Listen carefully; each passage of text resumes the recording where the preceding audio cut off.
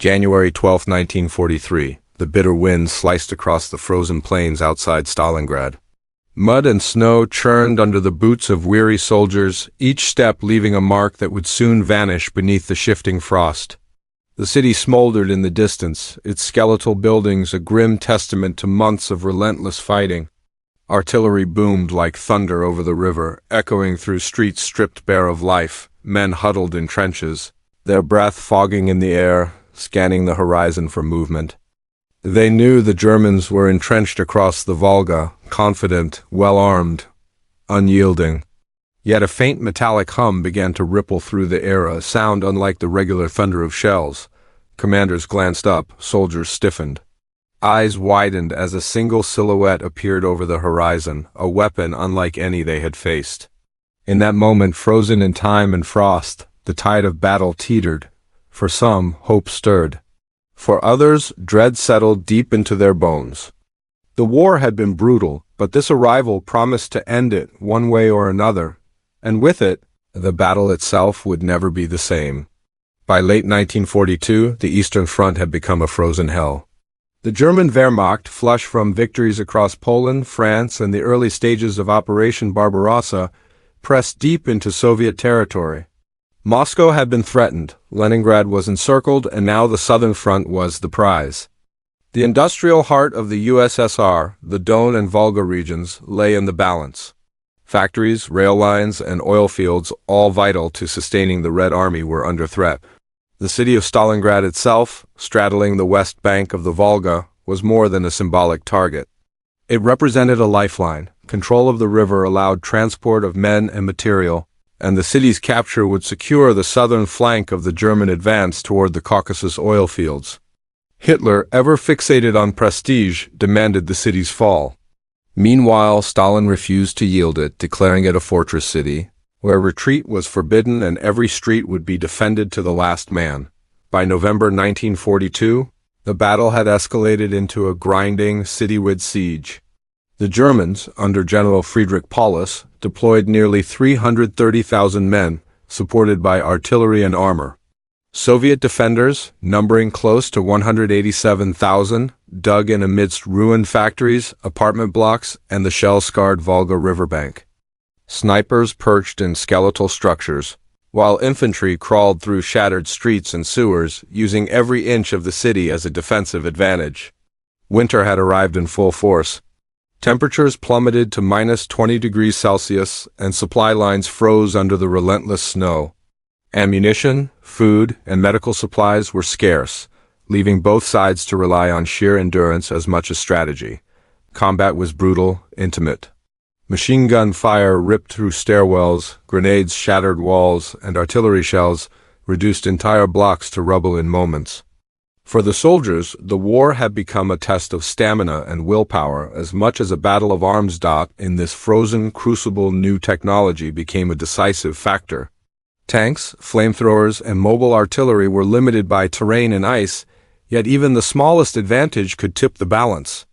Both sides knew that victory would not be won solely by numbers or courage, it would be won by innovation, by weapons capable of breaking stalemates, and by commanders who could exploit them effectively.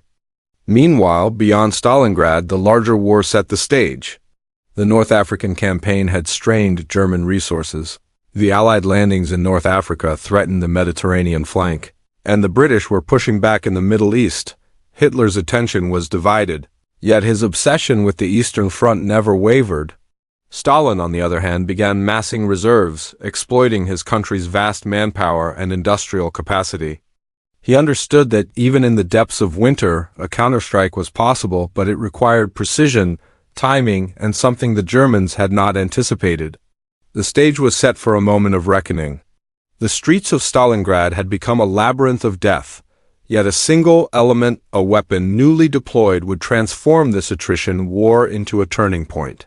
Soldiers on both sides would feel its impact immediately, even before the magnitude of the consequences became clear. This tension between endurance and innovation, between frozen stalemate and sudden technological disruption, defined the months leading up to the weapon's decisive appearance. It was here, amidst rubble and ice, that the battle would pivot, its outcome hinging not on courage alone, but on the lethal precision of machinery and ingenuity. As December 1942 gave way to January 1943, the fighting in Stalingrad reached a fever pitch. The Germans had secured parts of the city's industrial district, but their advance had stalled in the labyrinth of rubble. Urban warfare had transformed streets into kill zones, and every building once a symbol of normal life became a fortress. Soviet defenders exploited this ruthlessly. Snipers like Vasily Zaitsev picked off German officers from shattered windows, while infantry units launched sudden counterattacks through alleyways and ruined factories. Supply lines were strained on both sides. The Germans struggled to maintain a corridor across the frozen steppe.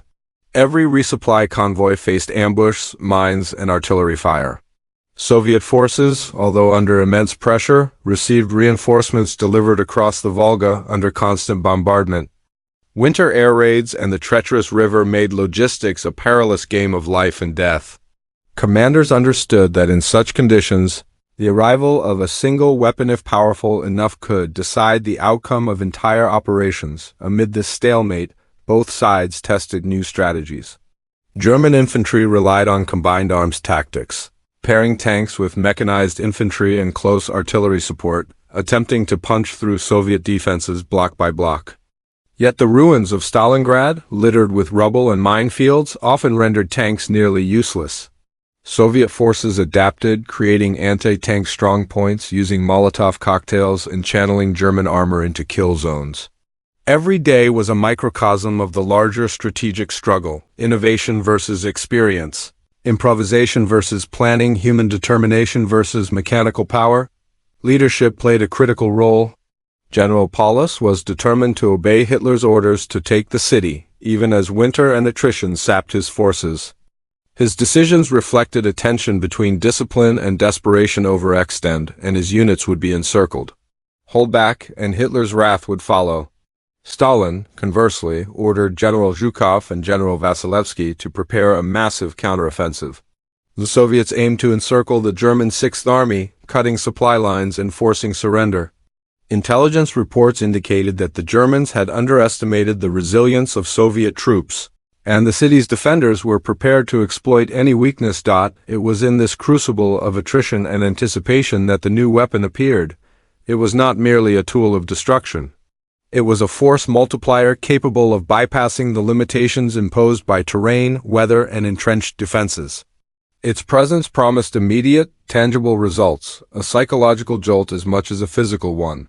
Soldiers whispered about it in the trenches. Officers debated its potential.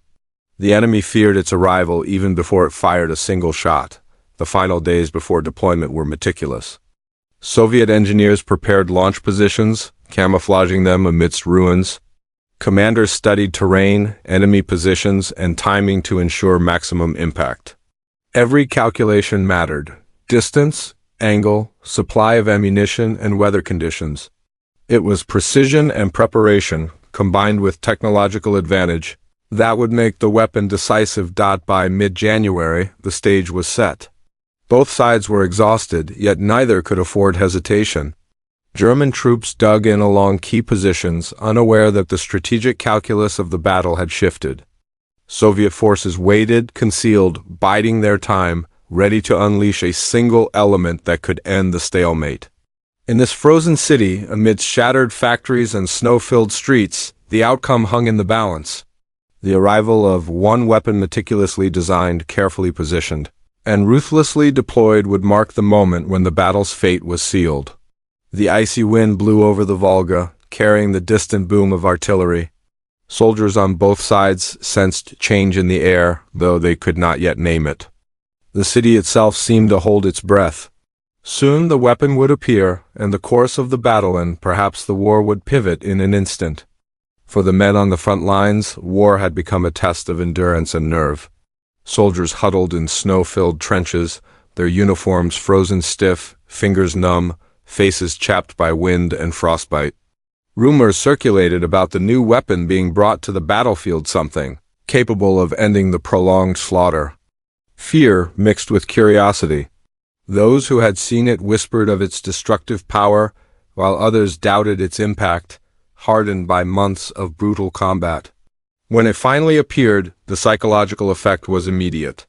A single blast, a flash of fire, a concussion that rattled the streets and shook foundations, was enough to break the morale of entire units. Men who had been resolute moments before faltered. Some froze, staring at the devastation in disbelief. Others scrambled for cover, understanding instinctively that this was unlike anything they had faced. The weapon did not merely kill it, announced itself, demanding attention. Reshaping the emotional landscape of the battlefield. Urban warfare is a calculus of angles, cover, and timing. The arrival of this weapon disrupted that calculus entirely. Commanders on both sides had relied on infantry advancing in coordinated sweeps, supported by tanks and artillery. Yet, in the ruins of Stalingrad, conventional maneuvers often failed. Tanks were blocked by debris, infantry funneled into kill zones, and artillery sometimes overshot targets hidden behind shattered buildings. With the new weapon deployed, these tactics were rendered obsolete. It could strike positions previously considered impregnable, collapsing fortified points in minutes rather than days. Soviet forces leveraged it to punch through German strongholds, creating corridors for infantry to advance safely. German commanders, caught off guard, scrambled to adapt. Every standard maneuver became risky. Defensive lines that had seemed secure were suddenly exposed. The battlefield's geometry had changed, forcing rapid recalculation or total collapse. The weapon itself was a marvel of engineering, a culmination of years of innovation and adaptation under the pressure of war. It combined unprecedented firepower, mobility, and precision. Unlike conventional artillery or tanks, it could operate effectively in the extreme winter conditions that had hampered every previous advance. Its mechanics allowed it to strike from positions hidden behind ruins, and its ammunition could penetrate concrete, steel, and armor alike. Engineers had tested it under controlled conditions, yet the true trial came on the battlefield. When first fired, its destructive capacity exceeded expectations. Entire bunkers and fortified positions were neutralized with minimal effort, and its psychological impact compounded its physical effects. Soldiers and officers alike recognized that the introduction of this weapon had shifted the strategic balance, turning what had been a brutal stalemate into an opportunity for decisive action. These three angles, human, tactical, and technological, intertwined to illustrate why the battle's course was no longer determined solely by numbers or morale. Soldiers reacted emotionally, commanders scrambled tactically, and the weapon itself redefined what was possible on the battlefield. The narrative of Stalingrad, once one of attrition and endurance, was about to pivot into a story of innovation and decisive power. The immediate next step is to examine Angle Section 2, covering leadership, enemy response, and moral psychological perspectives, which will deepen the understanding of the weapon's transformative effect.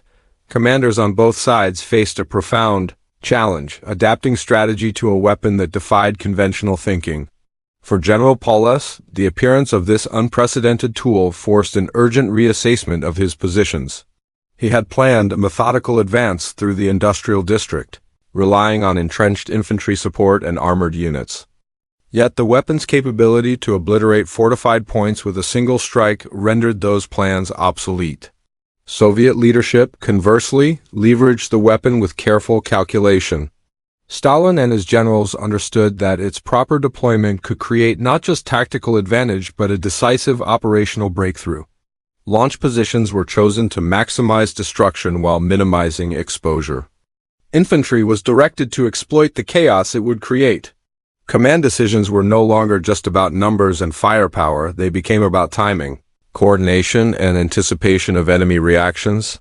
The weapon amplified leadership effectiveness, turning good decisions into battlefield-altering outcomes. The German Sixth Army was renowned for discipline and coordination, but the sudden introduction of this weapon undermined even their experience. Units accustomed to repelling assaults with entrenched positions found themselves facing destruction from angles they could not predict. Communication lines were disrupted. Command posts destroyed, defensive formations fragmented. Soldiers were forced into improvisation. Some tried to consolidate and hold ground, only to be cut off by the weapon's range and precision. Others retreated under fire, creating gaps that Soviet forces immediately exploited. Reports from the field describe panic and disbelief as men confronted the sheer scale of its impact. The weapon's presence did not just kill, it forced the enemy to rethink, retreat, and in some cases, surrender positions they had defended for weeks. The balance of initiative shifted in an instant, leaving the Germans reacting rather than acting. The psychological weight of the weapon's arrival was as decisive as its physical effects. Soldiers on both sides were acutely aware of its destructive potential. For the Soviets, it became a symbol of hope, a sign that the stalemate could end and victory might be possible. Morale surged among those who witnessed its first strikes, reinforcing faith in leadership and strategy. For the German forces, the weapon represented fear incarnate. Rumors and reports amplified its psychological effect, creating an aura of inevitability. Some historians note that even experienced troops began to anticipate failure before the first strike landed. The human mind, confronted with unprecedented firepower, registered terror in ways numbers or casualties alone could not explain. Entire units hesitated, leaders questioned plans, and the rhythm of combat shifted. Where once the battle had been a test of endurance, it became a confrontation with inevitability, a single technological force shaping the course of human action. Through these angles, leadership, enemy response, and moral psychological impact, the narrative becomes clear. The weapon's arrival was not merely a tactical innovation, but a catalyst that reshaped every aspect of the battle. Commanders' decisions, enemy movements, and the very minds of soldiers were now dictated by its presence. From these perspectives, the stage is set for the climax, turning point, where the weapon is deployed, the battle erupts, and history is irrevocably altered. January 17, 1943, pre-dawn darkness hung over the frozen streets of Stalingrad, pierced only by the occasional flare or distant artillery flash. Soviet engineers had positioned the weapon behind a ruined factory, camouflaged amidst rubble, its steel surface slick with frost. Soldiers moved with quiet precision, checking mechanisms and calculating angles, knowing that a single misstep could render weeks of planning useless. Commanders gave final instructions, voices low but urgent, every order measured to the second. At first light, the Germans stirred in their defensive positions. Infantry patrolled crumbling streets, unaware of what was about to strike. Polis command post, perched on the edge of the industrial district, monitored reports from the front lines, confident in their fortified positions. Tanks rumbled along makeshift streets, supporting infantry as they consolidated gains from the previous day. Yet none anticipated the disruption coming from a single, unprecedented weapon. The first strike was precise. A massive explosion tore through a reinforced bunker that had held a company of German troops for days. The ground shook, windows shattered in surrounding buildings, and a plume of smoke rose above the ruins. Soldiers closest to the blast were thrown off their feet. Even those sheltered in trenches felt the concussive force as a shudder through the frozen earth. Within minutes, the weapon's impact became unmistakable. Entire defensive positions collapsed. German infantry scrambled to regroup, but the terrain that had once provided cover was now reduced to jagged rubble and craters. Tanks, previously confident in their armor, were immobilized or destroyed as the weapon's ammunition penetrated their hulls. Command lines were severed, communications jammed. The Germans, trained to rely on coordination and discipline, found themselves reacting blindly to destruction that could not be countered with conventional tactics. Soviet troops advanced cautiously but decisively. The corridor created by the weapon's destruction allowed infantry to move with a speed previously impossible under heavy enemy fire. Snipers and machine gun teams followed, exploiting chaos among the disoriented Germans. Every strike amplified the weapon's effect, not only physically but psychologically, as soldiers realized that the balance of power had shifted in a single, terrifying instant. Observers on both sides took note. Polis, watching reports of the destruction, reportedly understood the strategic implications immediately. Positions he believed secure were now untenable. Soviet commanders, meanwhile, pressed the advantage, adjusting fire to successive German strongpoints. The weapon's efficiency allowed them to maintain momentum in a battle that had, for weeks, been a grinding stalemate. The streets, once a maze of rubble and uncertainty, became corridors of opportunity. Every collapse of a German bunker, every immobilized tank, fed into a larger pattern of collapse. Resistance stiffened in isolated pockets, but these were quickly neutralized as the weapon's precision and power became fully apparent. Soldiers, both attackers and defenders, were acutely aware of the shift. The battlefield was no longer evenly contested.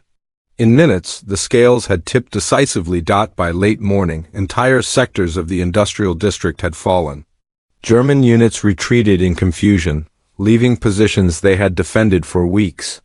Soviet forces pushed forward, using the weapon's continued strikes to secure momentum, solidifying a breakthrough that had been impossible under conventional operations. The psychological impact of each explosion compounded the physical devastation, reinforcing fear, hesitation, and disorganization among the enemy. The first day of deployment made one fact unmistakably clear: the battle, which had been fought for months in brutal stalemate, was now decisively changing. The weapon had not only broken defensive positions, but had redefined the terms of engagement. Soldiers understood that nothing in their previous experience could match its impact. The arrival of this single tool had turned preparation, endurance, and morale into secondary factors. The momentum was now absolute. By the afternoon of January 17, 1943, the streets of Stalingrad were transformed. The weapon's devastating power had carved a swath through the German lines, turning fortified positions into rubble and shattering morale. Entire blocks that had withstood artillery barrages for weeks now lay in ruins from a single, calculated strike. Command posts were obliterated. Machine gun nests collapsed under fire. Tanks lay smoldering in the snow, their crews forced to flee or surrender. German units attempted to regroup, but confusion reigned.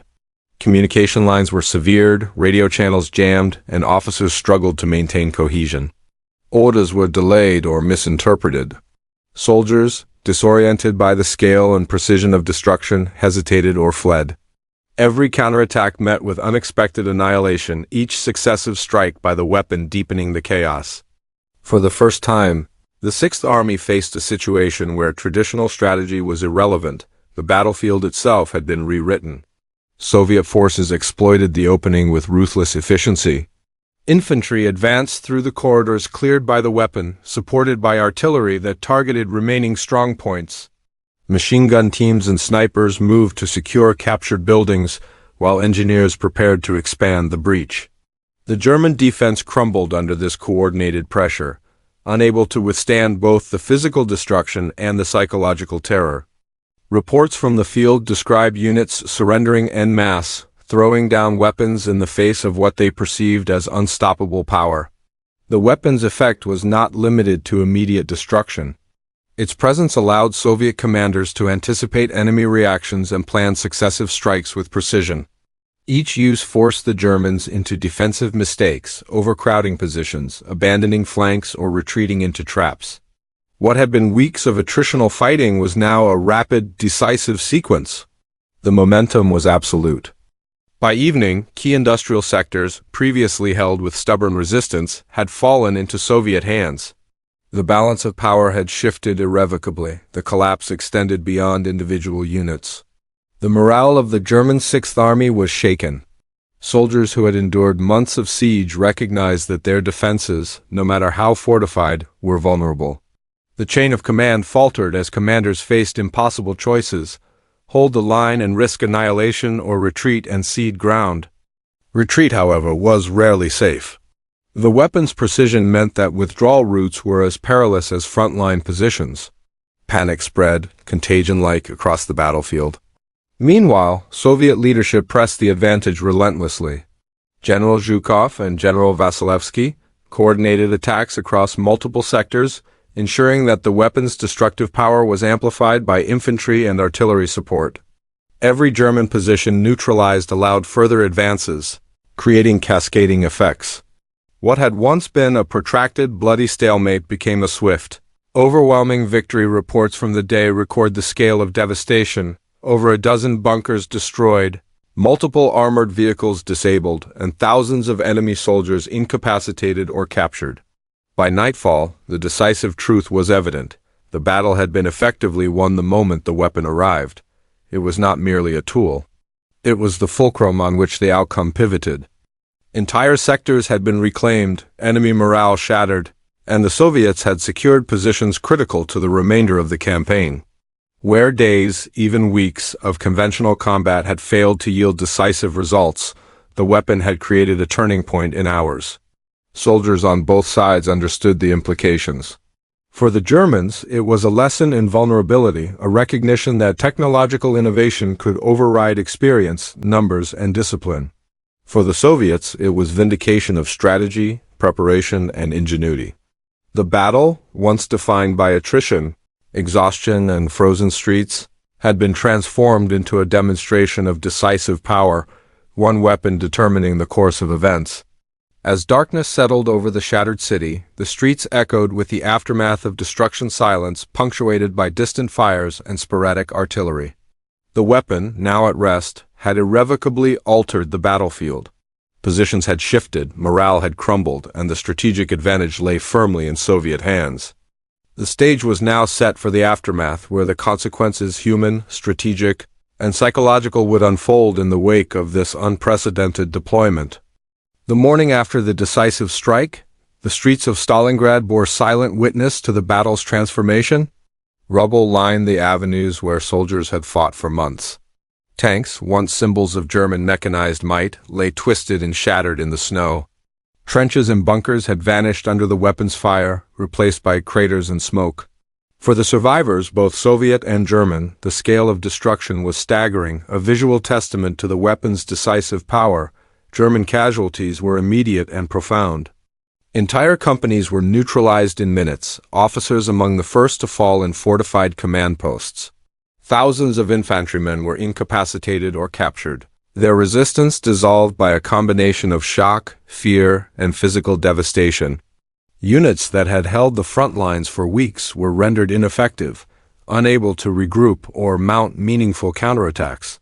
Reports from the Sixth Army noted that morale had plummeted to near collapse. Soldiers were reluctant to advance, many retreating or surrendering at the first sign of Soviet firepower. For the Soviet side, the weapon's success was equally transformative, though in a different way. It allowed commanders to consolidate gains rapidly. Infantry advanced with reduced casualties, exploiting gaps created by the weapon's strikes. Engineers moved quickly to stabilize captured positions, ensuring that retreating German forces could not regroup.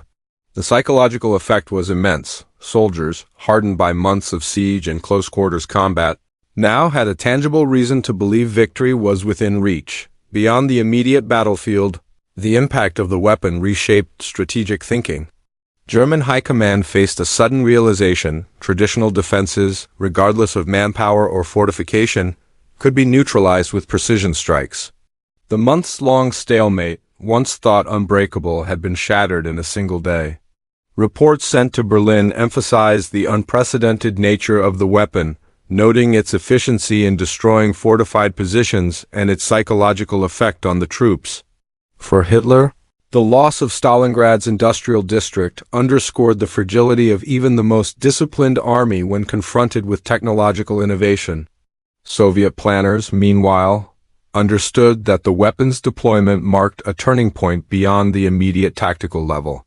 It was a proof of concept. Careful preparation, engineering, and calculated timing could yield results disproportionate to the force employed. This realization reinforced confidence in strategic decision-making and in the ability to leverage technological advantage against entrenched enemies. Civilian observers, too, witnessed the aftermath, though indirectly. From vantage points across the Volga, the smoke and destruction visible from the riverbank told a story of sudden change. The city's ruins, long a symbol of attrition and endurance, now reflected the swift efficiency of decisive firepower. For residents, the contrast between months of grinding warfare and the rapid devastation wrought by the weapon was unmistakable, a vivid lesson in how one element could redefine the course of battle. In the weeks following the decisive strike, the effects of the weapon reverberated far beyond the immediate battlefield. German forces, reeling from the loss of fortified positions and significant casualties, struggled to maintain cohesion.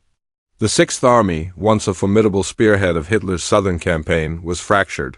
Retreats became disorderly. Supply lines were severed, and units abandoned previously held territory in fear of further strikes. The psychological blow inflicted by the weapon lingered as powerfully as the physical destruction, creating uncertainty and hesitation that permeated every level of command. Strategically, the deployment of this weapon shifted the balance on the Eastern Front. Soviet forces were able to exploit the breakthrough to encircle retreating German units, tightening operational control over key sectors. The initiative, long contested through months of attritional fighting, now rested firmly with the Soviets. With supply routes and communication networks disrupted, German attempts at counteroffensives were limited and often disastrous. The battle, which had once been a stalemate defined by winter and exhaustion, became a testament to how innovation could decisively determine operational outcomes. The long-term operational impact was equally significant. Soviet commanders, emboldened by the weapon's success, incorporated into future planning. Its ability to neutralize fortified positions altered approaches to urban warfare, influencing tactics not just in Stalingrad but across subsequent campaigns. German High Command, on the other hand, recognized the necessity of countering such technological advantages, but had limited capacity to respond. The loss of experienced personnel, materiel, and morale created vulnerabilities that would continue to shape engagements for months to come. Beyond military strategy, the psychological consequences were profound. The weapon became emblematic of inevitability for Soviet soldiers. It symbolized hope and the possibility of decisive action. For German troops, it represented a force beyond human endurance, one that no amount of discipline or experience could fully resist. Memoirs and reports from both sides highlight the pervasive fear it inspired, a fear that reshaped behaviors, choices, and tactical decisions long after the first strike. Even experienced officers admitted that the battlefield, once a known and navigable space, had been fundamentally altered. Civilian observers, too, felt the ripple effects. The devastation wrought by the weapon, while militarily justified, reinforced the grim reality of modern warfare. Entire neighborhoods, industrial districts, and infrastructure could be rendered irrelevant in moments. Relief and rebuilding efforts had to adapt to this new paradigm, anticipating the possibility that a single technological advance could redefine the conflict's scope and outcome. The broader historical significance was equally clear. The decisive use of a single weapon in Stalingrad demonstrated that the trajectory of battle and, by extension, campaigns and wars could pivot on innovation when paired with strategy, preparation, and timing. Numbers alone, no matter how impressive, were insufficient to guarantee success.